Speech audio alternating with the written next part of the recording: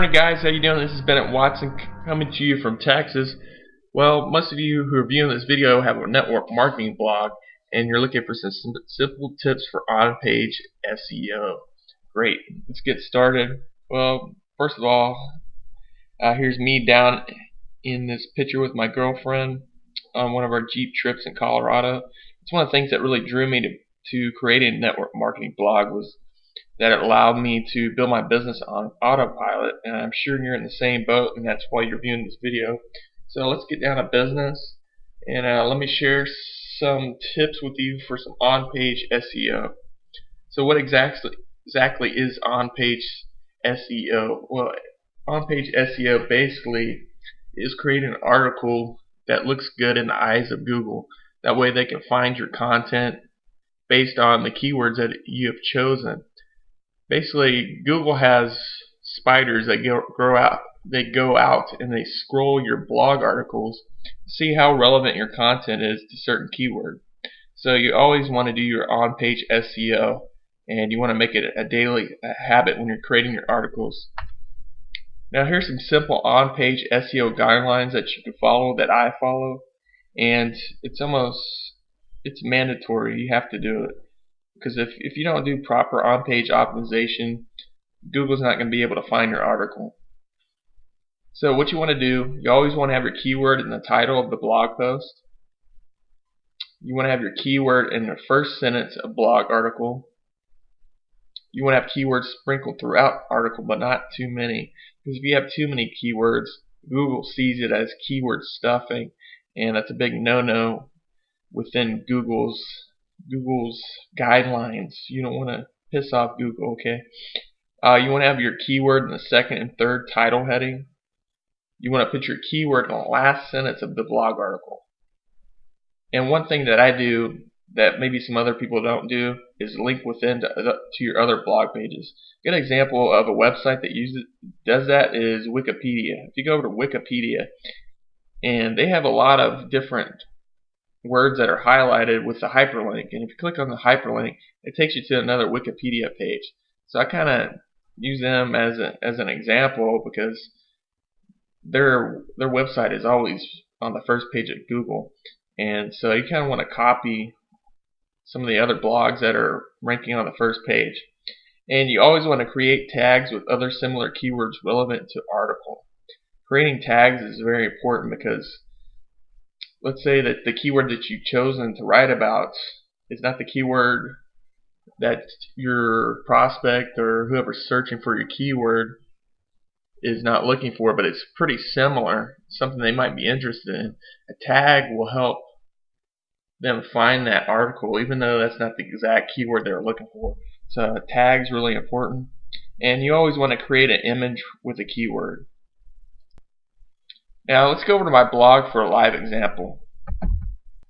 Okay, I'm over at my blog right now. I'm going to show you exactly what I do, and it's kind of hard to get an idea from just looking at a PowerPoint, but you can see here that I have my keyword in the title of the blog, and I also have the keyword in the first sentence of the blog. I used to put the first heading right here, but I stopped doing that because I learned that Google might see that as keyword stuffing, so I left the first heading out. But what I do, I put the keyword in the first sentence. And what I do with my keywords is I'll highlight them, I'll bold them, I'll underline them, and you can see here this is linking to a blog post that I created. And what else? Let's see. You can see here I have keywords sprinkled throughout my article, and I usually underline them, bold them, or italicize them. And you can see here in my second heading I have my keyword, and if you go down to the third heading you see my keywords there, and again more my keywords in here again underlined. And let's go up here, image. Here's an image ad. You always want to use an image ad, and let's show you what needs to be done within here. You always want to put your keyword in an alternative text, and you can actually put a caption in here with your keyword as well, which helps, but you always want to put an image. And what you can do with the image, you can actually go over to Google and click on images, and what you can do, you can just copy the URL for the image you want to use, and you can just go over to add media and you can insert from URL. Really simple. And some of the other stuff you need to concentrate on, you need to be aware of categories. You always want to have a category with your keyword. Some people like to pick different categories, and that's a big no-no. You just want to pick one category, because Google again will see that as a big no-no. And here's your tags. You always want to do your tags. Put your tags in here. And a good ideal for creating tags, I'll show you real quick.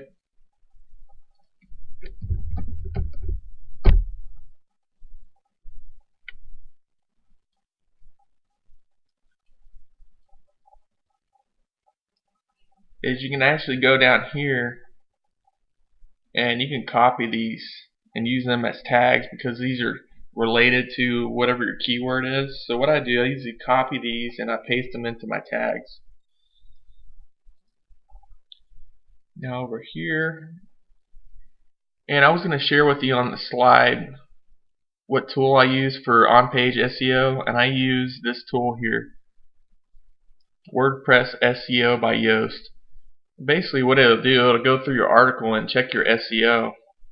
And of course here they give me a green light, but they share some things that you need to work on to really optimize your blog.